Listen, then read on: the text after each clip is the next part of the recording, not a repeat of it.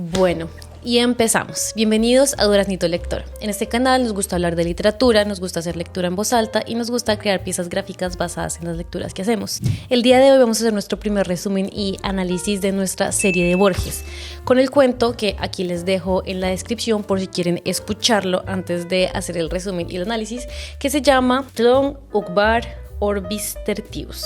No me he podido aprender el nombre de memoria porque es muy difícil para mí. Y bueno, yo no sé en qué me metí cuando decidí hacer esta serie de Borges porque sinceramente nunca lo había leído.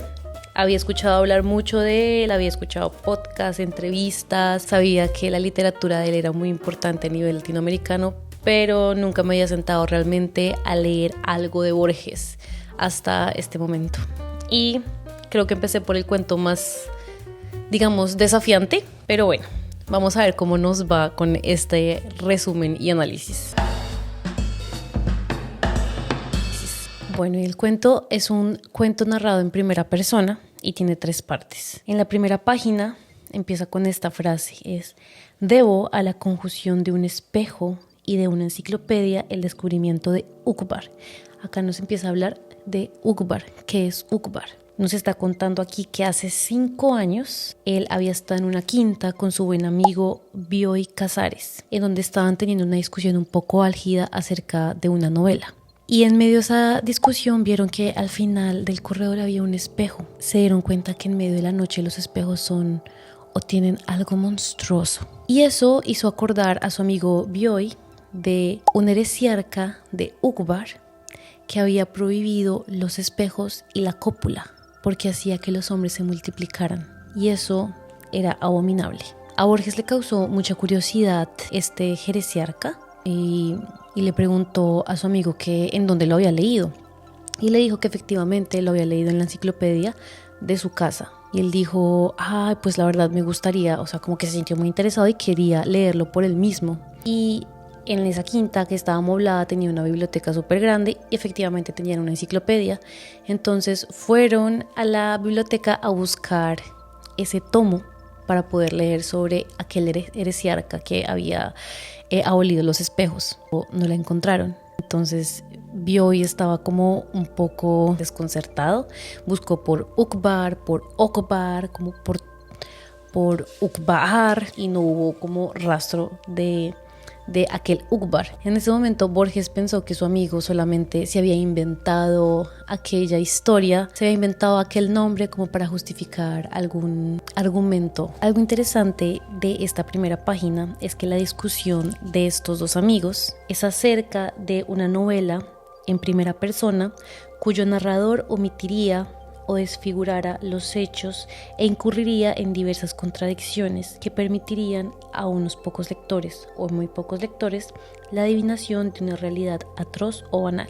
Esta parte creo que al final del cuento la vamos a entender un poco más, porque para mí ya es un presagio de lo que es el cuento mismo. Bueno, y volviendo a este punto en el que Borges y su amigo estaban discutiendo acerca de Uqbar, Bioy le dijo que esto era una región que quedaba como en el Asia Menor o cerca de Irak, pero Borges se puso a mirar en las cartografías y efectivamente este país no existía. Entonces su amigo se fue a Buenos Aires, a su apartamento, a revisar esa información, y efectivamente a los días después lo llamó y le dijo: mira, tengo aquí en la mano el artículo donde habla de Uqbar.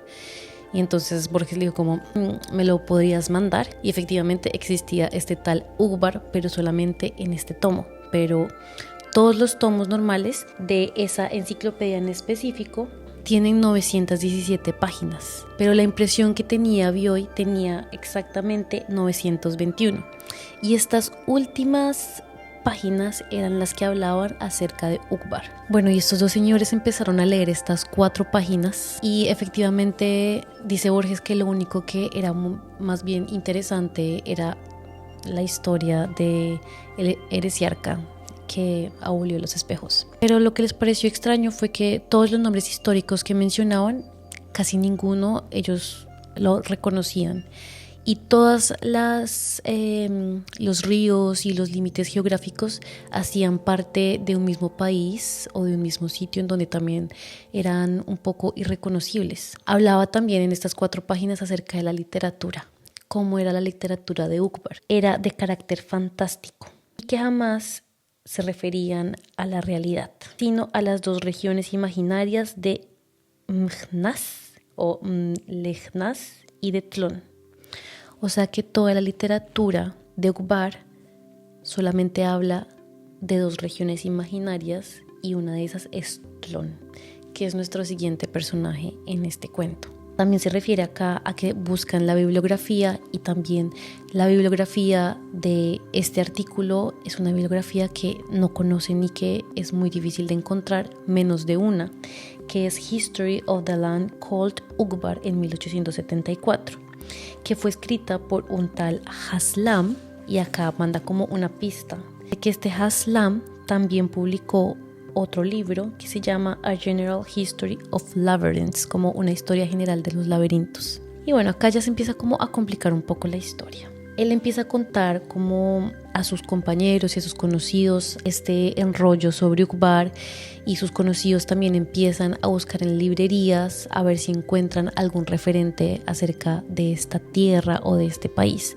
y ahí le van mandando como diferentes referencias. Esta es la primera parte del cuento, que es como la introducción en donde Borges nos cuenta lo que pasó hace 5 años. Bueno, aquí ya empezamos con la segunda parte. En esta parte es más el desarrollo de la historia y nos cuenta cómo años después se muere un señor llamado Herbert Ashe. Herbert Ashe era un amigo del papá de Borges y era como una relación de amigos en donde él dice acá explícitamente el verbo es excesivo.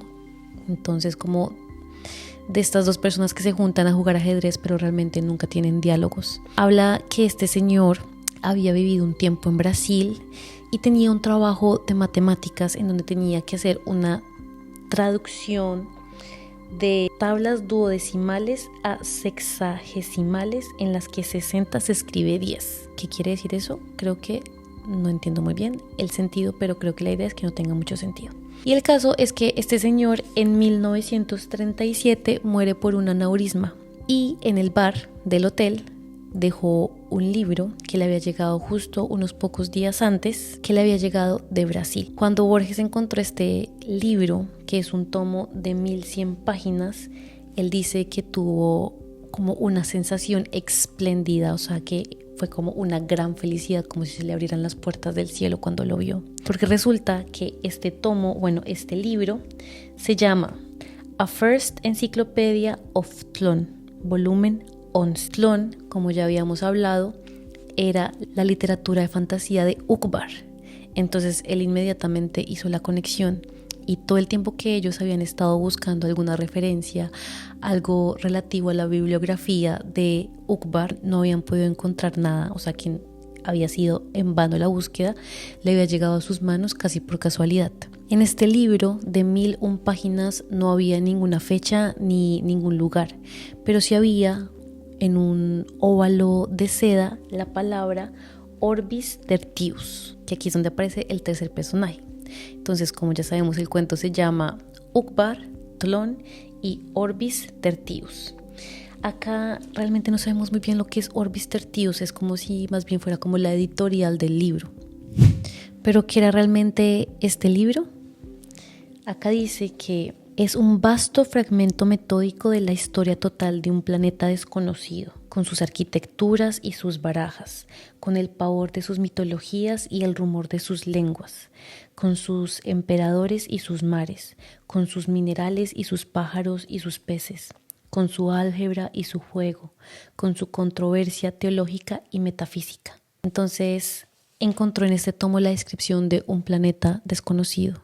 Podía ser un planeta imaginado, podría ser un planeta real. ¿Cómo llegó ese libro a sus manos? Son las preguntas que yo me hacía, como ¿realmente esto es un planeta de verdad o qué tiene que ver esto con la realidad? ¿Saben? Y bueno, acá en las siguientes páginas de esta segunda parte nos va a explicar cómo es la filosofía, la matemática, la geometría, la lengua de este mundo. Y en resumidas es en donde yo creo que Borges nos está tomando un poco el pelo, la verdad, porque es una maraña de contradicciones muy complicadas de entender, o no sé si la idea es que uno no entienda. Bueno, antes de entrar a la descripción del 11º tomo de todo este mundo, de todo este planeta, digamos que Borges se reúne con sus compañeros literatos y llegan a la conclusión de que este libro no ha sido escrito por una sola persona, como por un gran genio, sino que tiene que ser el resultado de muchas personas que están trabajando para un mismo proyecto para que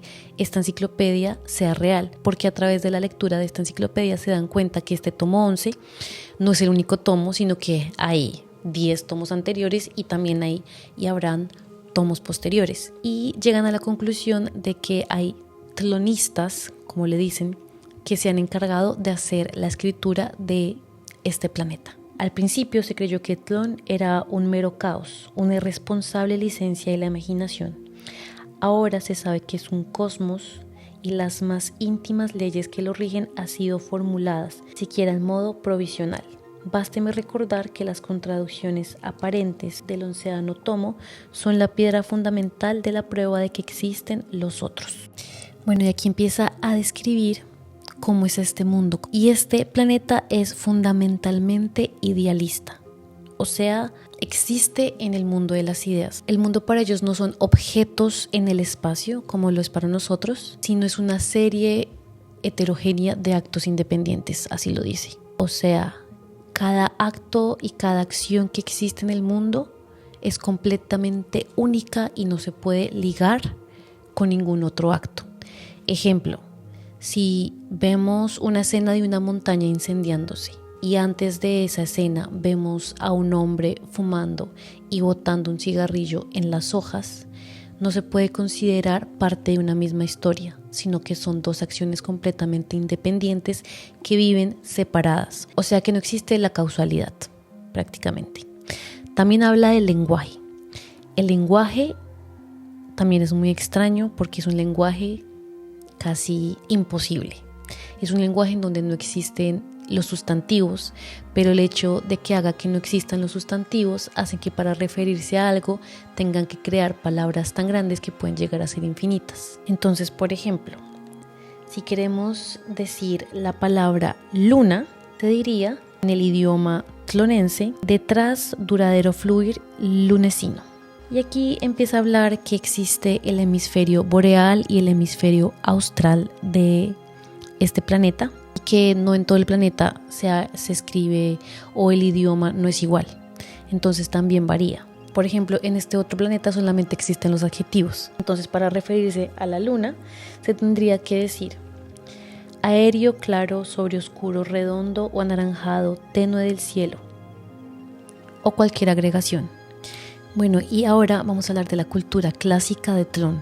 La única disciplina que existe en este mundo es la psicología y todas las otras disciplinas dependen de ella.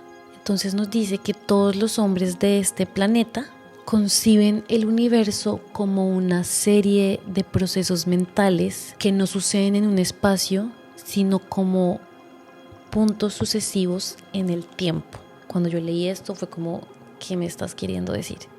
Y acá nos suelta como una pista y es: Spinoza atribuye a su inagotable divinidad los atributos de la extensión y del pensamiento. Dice que Spinoza cree que Dios es el pensamiento, el conocimiento y también la tierra o lo físico, ¿sabes? Pero dice que esto en Tlön es un disparate, porque la extensión o las cosas físicas no son importantes o casi que inexistentes, o a veces existen y a veces no.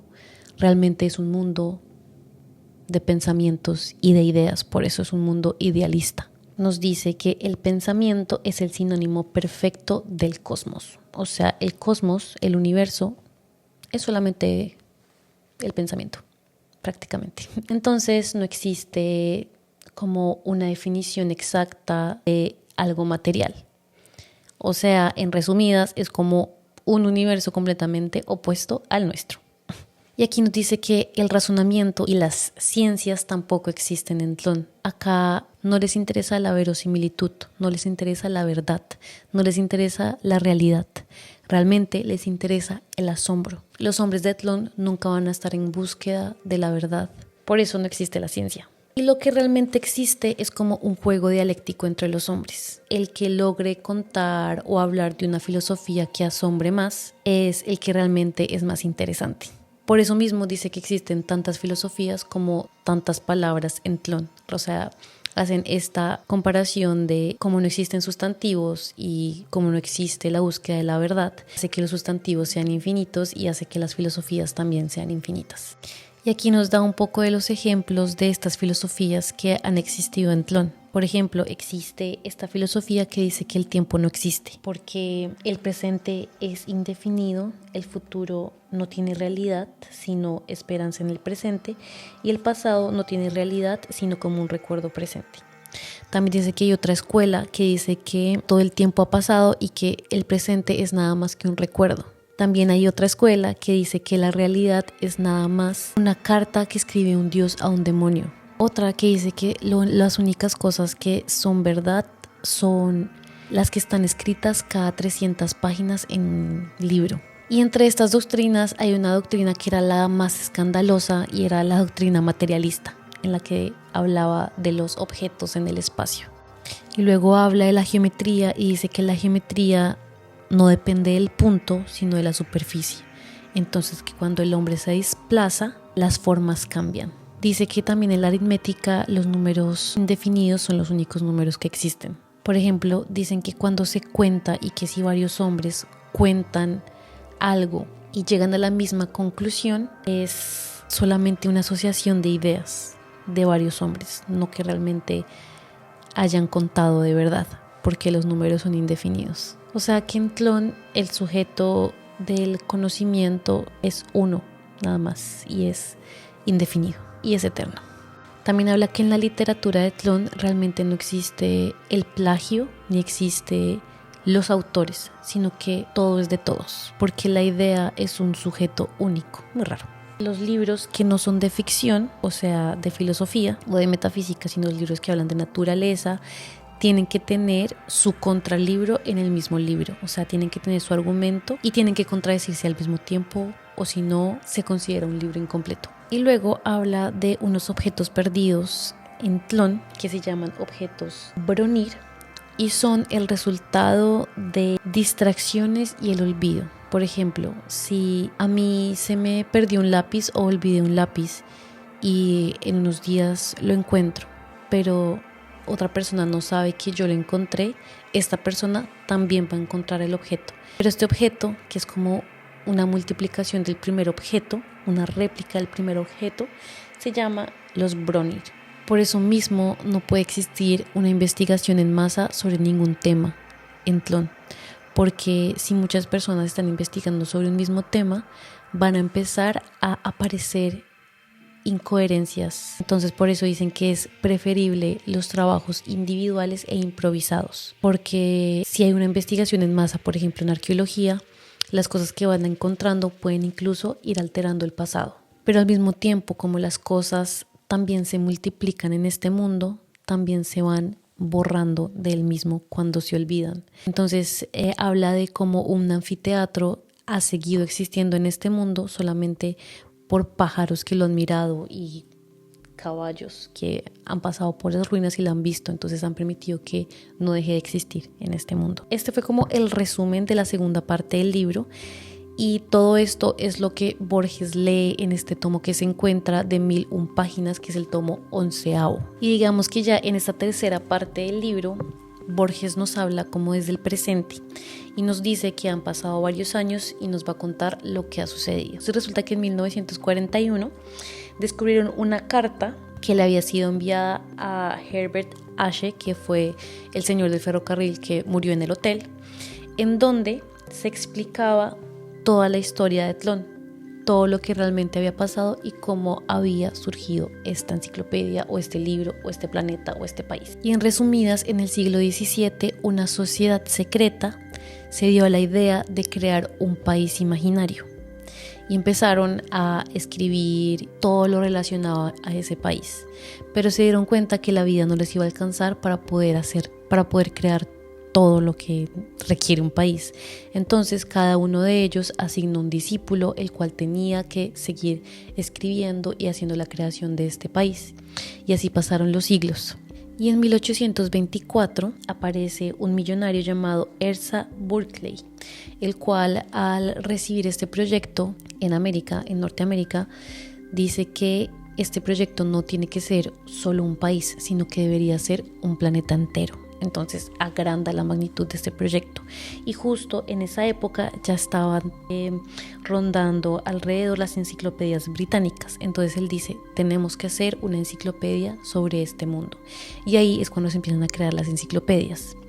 Él tenía un propósito y él quería como desafiar a Dios y quería demostrarle al Dios no existente, porque él no creía en Dios, pero quería demostrarle al Dios no existente que los hombres mortales también son capaces de crear un mundo entero. Berkeley murió asesinado o envenenado en 1928.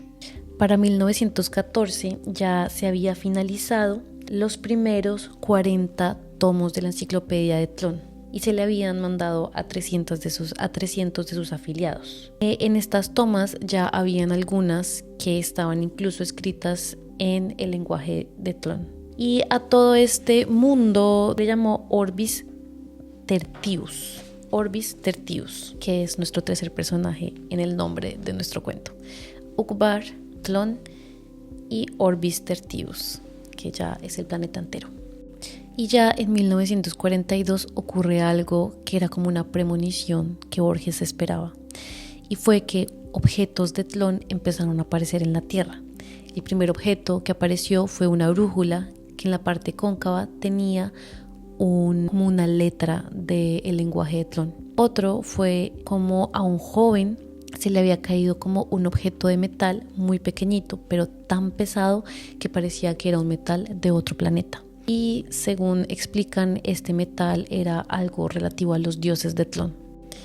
Y para finalizar este cuento, entendemos que estas enciclopedias se volvieron muy famosas y empezaron a ser reimpresas en el mundo real, digamos, en este mundo de la Tierra, que poco a poco se fue empezando a enseñar en las escuelas y las personas empezaron como a mezclar y a enredar el mundo de Tlön con el mundo real, tanto que poco a poco el mundo de Tlön empezó a tragarse el mundo real. Y Borges dice que en menos de 100 años desaparecerá el planeta, el inglés, el francés y el español. El mundo será Tlön. Y así termina el cuento. Bueno, por favor déjenme saber qué entendieron ustedes, si me entendieron a mí, porque la verdad es muy complejo de explicar, porque también es muy complejo de entender. Cuéntenme qué tal les parece este contenido. Les dejo también abajo los links para nuestros siguientes cuentos de nuestra serie de Borges. Y mi conclusión es que es un cuento que desde la primera página ya nos dice lo que va a hacer. Porque en la primera página él nos dice muy claramente la descripción de su mismo cuento. Una novela en primera persona cuyo narrador omitiría o desfiguraría los hechos e incurriría en diversas contradicciones que permitirían a unos pocos lectores o muy pocos lectores la adivinación de una realidad atroz o banal, que realmente es laberíntica, que está contradiciéndose a ella misma en este mundo que no existe. Y la verdad, muy interesante cómo lo escribe, cómo va desarrollando toda esta historia, cómo utiliza tanto las referencias, la bibliografía, pasa de autor en autor con otra referencia y en algún momento uno se pierde pero vuelve a entender y al final se da cuenta que realmente no entendió nada.